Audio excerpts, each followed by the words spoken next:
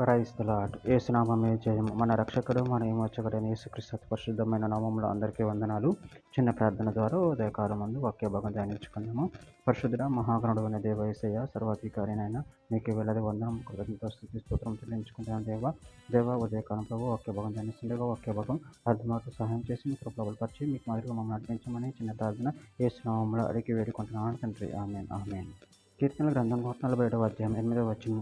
ఆయన ఆకాశమును మేఘములతో కప్పువాడు, భూమి కొరకు వర్షము సిద్ధపరచువాడు, పర్వతముల మీద గడ్డి మొలిపించువాడు. ఆమె దేవుడి వాక్య భాగం దీవించిన గాక. ప్రభునందు ప్రియులారా, ఇక్కడ వాక్య భాగంలో గమనించినట్లయితే ఆయన ఆకాశమును మేఘములతో కప్పువాడు, భూమి కొరకు వర్షం సిద్ధపరచువాడు, పర్వతముల మీద గడ్డి మొలిపించువాడు. అదేవిధంగా వాక్య భాగంలో గమనించినట్లయితే కీర్తన గ్రంథం 104వ అధ్యాయం 13-14 వచనాల్లో తన గదులలో నుండి ఆయన కొండలకు జలధారలనిచ్చును. నీ క్రియల ఫలము చేత భూమి తృప్తి పొందుతున్నది. పశువులకు గడ్డిని, నరుల ఉపయోగమునకు కూర మొక్కను ఆయన మొలిపించుచున్నాడు.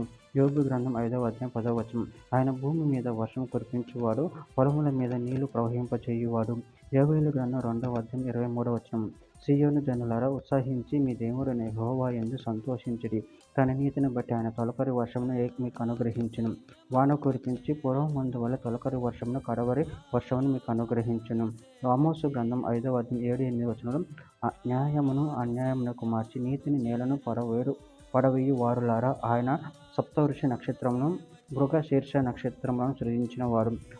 కారు చీకటిని ఉదయముగా మార్చువాడు, పగటిని రాత్రి చీకటి వలె మార్పు చేయువాడు. సముద్ర జలము పిలిచి వాటిని భూమి మీద పొర్లి పారచేయువాడు.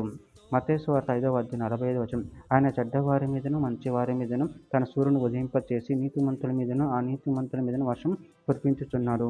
అపోస్తల కార్యముల గ్రంథం 14వ అధ్యాయం 17వ వచనం. ఆయన ఆకాశం నుండి మీకు వర్షమును, ఫలవంతములైన ఋతువులను దయచేయచ్చు, ఆహారమును అనుగ్రహించుతూ ఉల్లాసంతో మీ హృదయమును నింపుచు మేలు చేయుట చేత తన గురించి సాక్ష్యం లేకుండా చేయలేదని బిగ్గరగా చెప్పిరి. చివరిగా ఒక మాట. కీర్తన గ్రంథం 45వ అధ్యాయం 15వ వచనం. సర్వజీవుల కన్నులు నీ వైపు చూచుచున్నవి, తగిన కాలమందు నువ్వు వారికి ఆహారం ఇచ్చెదవు. ఆమె దేవుడి వాక్య భాగం దీవించిన కాక చిన్న ప్రార్థన చేసుకుందాము. పరిశుద్ధుడా, ప్రేమమైన దేవ యేసయ్య, మీరు ఇచ్చిన వాక్యదానాన్ని బట్టి కొద్దిగా చెల్లించుకుంటున్నాను తండ్రి. మీరే మాకు తగిన సమయంలో ఆహారం ఇచ్చి దేవుడే ఉన్నారు ప్రభావ.